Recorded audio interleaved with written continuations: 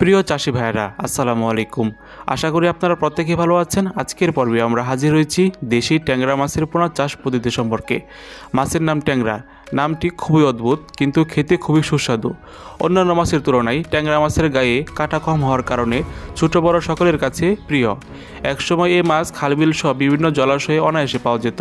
খালবিল কমে যাওয়া এবং ধানের জমিতে বা অন্যান্য জমিতে অতিরিক্ত কীটনাশক মাত্রা ব্যবহারের ফলে এই মাছের প্রজনন বৃদ্ধি না পেয়ে বরং হ্রাস পেয়েছে। অথচ পুষ্টি গুণগত মানের দিক থেকে ট্যাংরা মাছের গুরুত্ব অপরিহার্য। এজন্য ট্যাংরা কৃত্রিম বা প্রজননের মাধ্যমে বাঁচিয়ে রাখা সম্ভব। ট্যাংরা মাছ চাষের ক্ষেত্রে আমাদেরকে অবশ্যই জানতে হবে পুকুর প্রস্তুতির ক্ষেত্রে। কারণ কি, আপনি যখন একটি মাছের পুকুরে বা আপনি যেখানেই মাছ চাষ করেন না কেন, যখন একটি পুকুর ভালোভাবে রেডি বা তৈরি করে তখন ওই পুকুরের মধ্যে মাছের পোনাগুলো মজুত করলেন, আপনি দেখবেন মাছের ফলন ইনশাল্লাহ ভালোই হবে। কারণ ট্যাংরা মাছের চাষ করার ক্ষেত্রে আপনার পুকুর হতে হবে আর নিম্নে 8 থেকে 10% এবং সর্বোচ্চ 33% বা যতটুকু আপনার পুকুর আছে ততটুকু পরিমাণে চাষ করা যেতে পারে। তবে পুকুরের গভীরতা হতে হবে আপনার 4 থেকে 5 ফিট। এবং আপনারা শতাংশ হারে যদি এককভাবে চাষ করতে চান, অবশ্যই আপনারা ট্যাংরা মাছের ক্ষেত্রে 1200 থেকে 1500 পিস মাছ চাষ করা যেতে পারে। এটা হচ্ছে একক চাষ বা নিবিড় চাষ পদ্ধতির ক্ষেত্রে। আর যদি আপনারা মিশ্রভাবে চাষ করতে চান, তাহলে শতাংশ হারে আপনারা 500 থেকে 700 পিস মাছ অনায়াসে চাষ করতে পারেন। দর্শক, অবশ্যই মাছ ছাড়ার আগে আপনাদেরকে অবশ্যই পুকুরটি শুকিয়ে নিতে হবে এবং শুকনো পুকুরের প্রতি শতাংশে 1 কেজি হারে চুন দিতে হবে এবং চুন দেওয়ার 2 থেকে 3 দিন পর ইউরিয়া, টিএসপি এবং গোবর সার প্রয়োগ করতে হবে। এবং তার পরবর্তী সময়ে সূক্ষ্ম লাইনন জালের মাধ্যমে পুকুরে পানি নামাতে হবে এবং পানি দেওয়ার 2 থেকে 3 দিন পর যখন আপনারা পুকুরের রং বা পানির রং দেখবেন সবুজ বা বাদামি রং ধারণ করেছে, তখন আপনি ট্যাংরা মাছ সহ অন্যান্য মাছ ছাড়তে পারেন। তখন আপনি দেখবেন ইনশাল্লাহ মাছের ফলনগুলি ভালো হবে।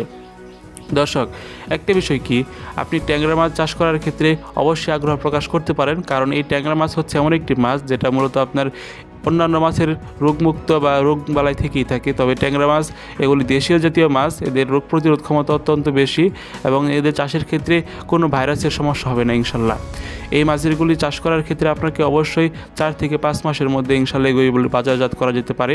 তবে আপনারা যদি এগুলি চাষ করতে চান, অবশ্যই আমাদের সাথে যোগাযোগ করে এই দেশি ট্যাংরা মাছের পোনাগুলি সংগ্রহ করতে পারেন, যেগুলি আমরা বাংলাদেশের যে কোনো প্রান্তে ময়মনসিংহের ত্রিশাল থানা থেকে ডেলিভারি দিয়ে থাকি। দর্শক ভাইয়েরা, আপনারা স্ক্রিনে দেওয়া নাম্বারে যোগাযোগ করে অবশ্যই আমাদের কাছ থেকে এই দেশি ট্যাংরা মাছের পোনা সংগ্রহ করতে পারেন, যেগুলি মূলত আমরা অক্সিজেন প্যাকেটে বা ড্রামের মাধ্যমে 24 ঘন্টা লাইফ টাইম সাপোর্টে সারা বাংলাদেশে সরবরাহ করে থাকি। তাছাড়াও যদি আপনারা চান আমাদের হ্যাচারি বা নার্সারি থেকে সরাসরি এসে সংগ্রহ করবেন, তো সেই ক্ষেত্রে সুব্যবস্থা রয়েছে। আপনারা স্ক্রিনে দেওয়া নাম্বারে যোগাযোগ করে এই দেশি ট্যাংরা মাছের পোনাগুলি সংগ্রহ করতে পারেন।